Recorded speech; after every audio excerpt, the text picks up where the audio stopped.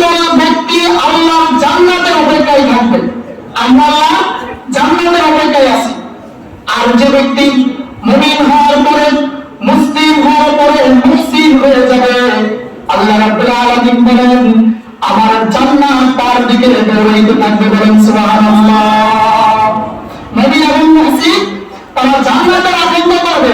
আর যে ব্যক্তি মুহসিন হয়ে যাবে সেই ব্যক্তি যার জন্য জান্নাত পাবে, পাওয়ার জন্য জান্নাত পাবে হয়ে যাবে। বলেন সুবহানাল্লাহ।